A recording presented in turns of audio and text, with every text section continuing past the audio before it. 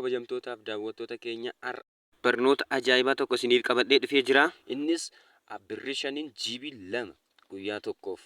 Innis baay'ee mala salphaa ta'een bituu dandeessan miseejii keessan jala seenuudhaan bakka nama xiyyeessin agarsiisaa jiru kanaan jalanii galtu. Dursa maal gochuu qabdu? Birrii 5 qofa qabaachuu qabdu. Birrii 5 yoo qabaachuu dhabaattan otoo aappii sun paakeejicha otoo hin darbiin birrii keessan isa jalaa qabu sana fixa waan ta'eef birrii keessan siimii tokko irratti yookaan siimii nama biraa irratti dabarfachuudhaan birrii 5 erga jiibicha kuttanii booddee erga galmooftanii haala sanaan fayyadamuu dandeessu malee birrii jalaa qabaannaan birrii keessan sin jalaa nyaachuu danda'a. Asitti bakka miseejii barreessitan kanatti kinoo bakka nama xiyyaasin agarsiisaa jiru kanarratti istaartii niiw chaataan jedhu irratti okeettu al tokkoof ni cuqaastu.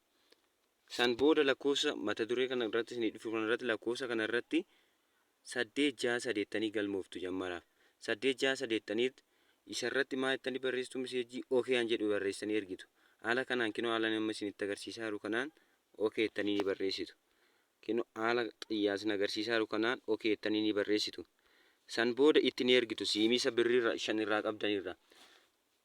Siimiin keessan birrii 5 qabaachuu qaba. Maaliif aappichi yeroo isin galmeessu dursitanii galmooftanii jirtu naan jechaadha. Kinoo haala isin argaa jirtan kanaan waan galmaa'ee jiruuf malee an keessan immoo aaraa yoo ta'e ni galmeessachuudha.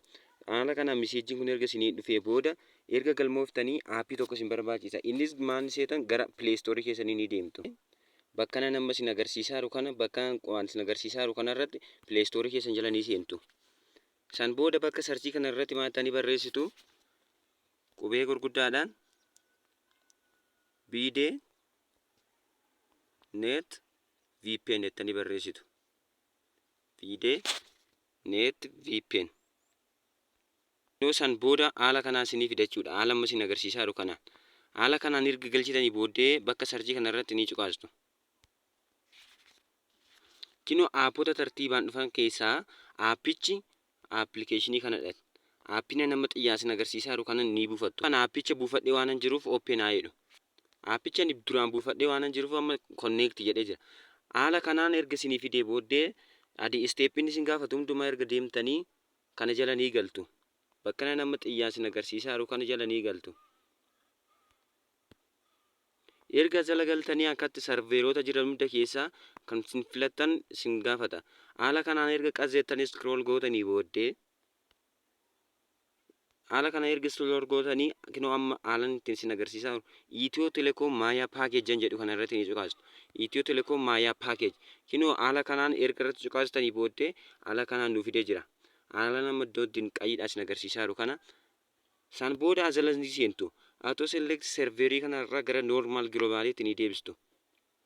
San booda bakka nama xiyyaa isin agarsiisaa jiru kana irratti ni cuqaastu.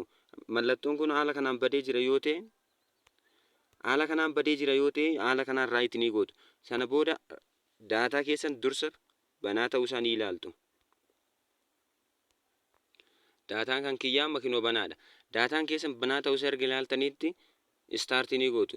Yeroo inni istaart ta'etti kinoo haala kanaan erga isinii fidee booddee bakka kanatti connect jedhee isinii gala. Bakka nama xiyyaa isin agarsiisaa jiru kanarratti connect jedhee gala. Haala kanaan immoo bakka stop jedhu kanarratti halluu magariisa halluu magariisa amma isin amma argaa jirtan kanaan halluu magariisa naannee marsachuudha.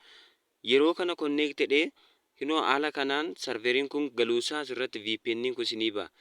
Mallattoon qulfii fakkaattu kun erga isinii baatee booddee haala kan barbaaddaniin viidiyoo barbaaddan yuutuubis ta'e feesbuukis haalota hundumaa tiiktookii hundumaa sarveerota jiran hundumaa haala gaariidhaan fayyadamuu dandeessu. Innis guyyaa tokkoof GB 2 kinoo haala kanaan waan barbaaddan dalagsiisuu ni dandeessu. Ana amma birrii 5 GB 2 kutadhee haala kanaan waan barbaade dalagsiisuu ni danda'e jechaadha. Erga daataan keessan immoo guyyaa tokko turee yookaan expired erga ta'e booddee yookaan immoo yeroo tajaajilicha fixxan GB 2 sana erga fixxanii booddee akkaataa kamiin immoo akka irra deebitanii kutattan amma isinitti agarsiisu. Innis gara miseejii keessanitti ni deebitu. Bakka nama isin agarsiisaa jiru kanarratti miseejii keessan jalatti ni deebitu. Haaluma kanaan 8-6 jalatti deebitanii stop jettanii ni barreessitu. Haala kanaan stop jettanii erga barreessitanii booddee itti ni ergitu. Siimii ittiin daataa irraa fayyadamaa jirtan sanarraa stop jettanii ni ergitu. Erga Stoobitti jettanii ergitanii booddee birrii 5 guuttachuu keessan ilaalaati. Birrii 5tti guuttanii daganaa okeettanii akka haaraatti ni galmooftu. Yeroo sana ammas jiibii 2 irra deebi'ee birrii 5 guyyaa tokkoof siniif kuta jechuudha.